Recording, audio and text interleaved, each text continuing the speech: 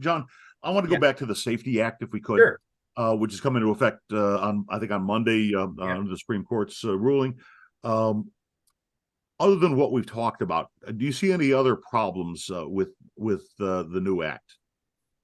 Well, you guys mentioned body cams, and what's interesting is that there's a proviso within the Safety Act, which I find preposterous. But when it talks about body cams, it talks about that if an officer is involved in an incident, that they are not allowed to review the body cam footage prior to writing their report. What?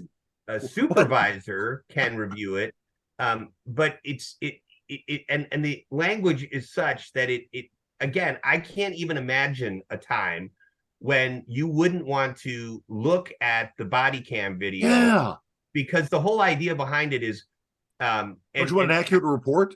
Right. And having worked a number of officer involved shootings, which were captured on body cam, in that moment when you got that tunnel vision and you're fearing for your life and you're trying to protect yourself, there are times when you may not be as accurate, even right after the event, especially a lot of times right after the event. And so I think you're really putting an officer in a terrible spot because and just as an example, I remember one time the sheriff was involved in a shooting. One guy emptied his rifle, so he fired off like 8 to 10 rounds. He said he shot 2 shots, right? Well, upon review of the video and all that, clearly it was that. But if this guy had not been able to review his camera first, he would have put down it was 2 shots. Well, what happens then?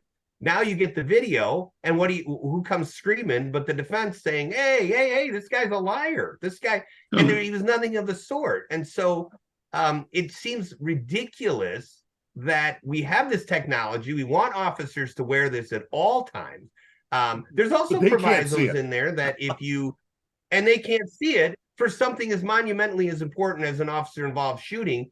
It just seems ridiculous. And it's almost like you're trying to set them up to fail, right? And they're at a disadvantage because the public has their phones out recording them. Sure, right? Of course. Yeah, absolutely.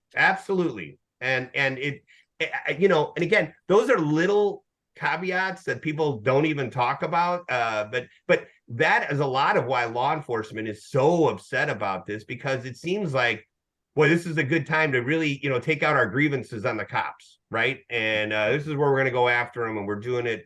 And to what end? I don't know how that makes anybody safer. That proviso, explain that to me. That's where it's confusing.